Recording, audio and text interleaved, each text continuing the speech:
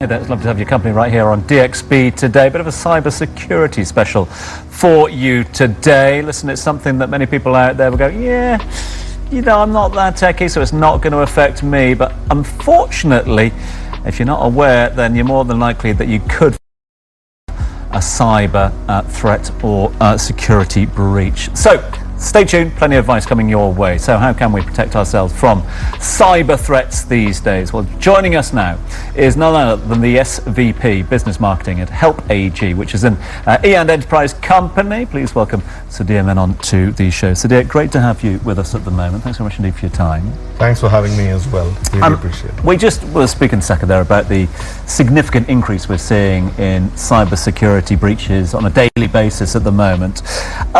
Give us your indication as to why we're seeing that uptick and how they are formalizing in our everyday lives at the moment. First of all, it's very important to acknowledge that we are all part of the digital ecosystem, and cybersecurity is one of the foundational pillars within the digital ecosystem as well. So cybersecurity has a say in everything that we do in today's connected world, whether it's about how we browse, how we shop, how we bank as well, and even how we message each other. So it's a cornerstone of the digital ecosystem that we are all part of. So in this region, because it's a connected world and there is a lot of digital assets being, really up in this market, we see significant number of attacks as well. So the threat landscape is quite strong. And if you look at the affluent population in this region, so there are a lot of targeted attacks targeting individuals as well. If you look at the type of attacks, I wouldn't go into the mainstream organizational government kind of attacks. If you look at the type of attacks targeting humans within the ecosystem, the fun part is they are all predictable attacks. They are not highly technical, but they are quite well thought of, because I was hearing about social engineering as a term being used. So they're targeting human behavior. They're targeting your curiosity. They're targeting your trust. They're also targeting, looking at your data as well, right? So we are seeing significant increase in phishing attacks in the region, because there are a lot of digital transactions happening within the region. Attackers are mimicking themselves as our trusted what we call brands as well. Your telecom services provider, right, your bank, your courier company that delivers every day. So they're reaching out to you, mimicking them, and then trying to target you as an individual as well.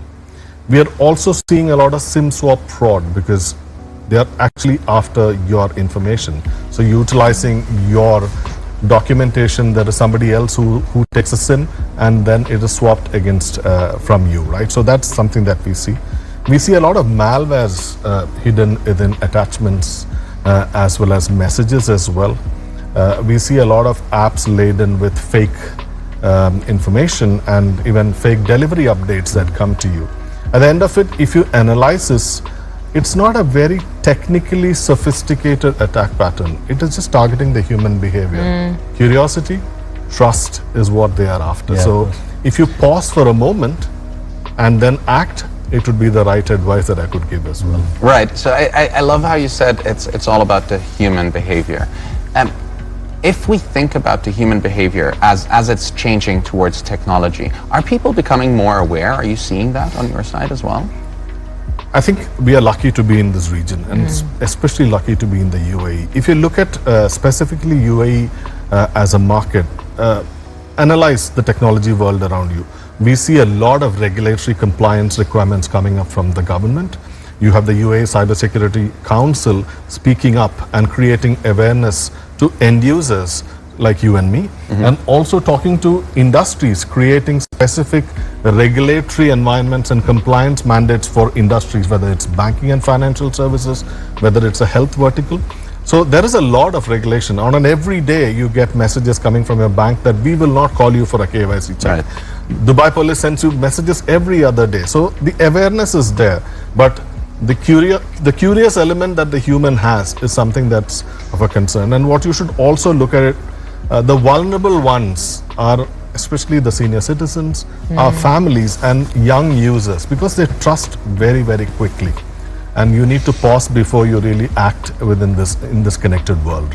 Sudhir, I'm going to put myself in the shoes of our viewer at home, because after hearing what Sakhar said and what yourself is saying, they're probably really freaked out at the moment and thinking, okay, can I go on, the delivery apps? Can I go on the banks? What can I do?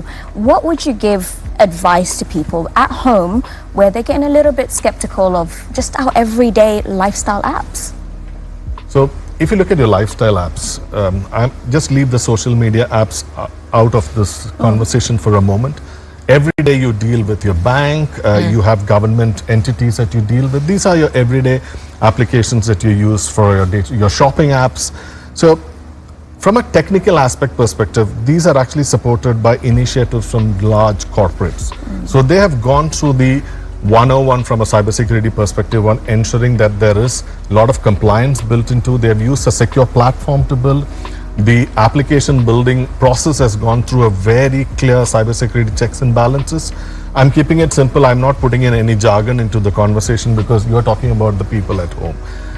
But at the end of the stick is that human being that needs to actually do the right thing so that you get everything that is behind it from your secure aspect. So the risk doesn't come from the app itself. The risk comes from somebody downloading a fake app from a rogue app store.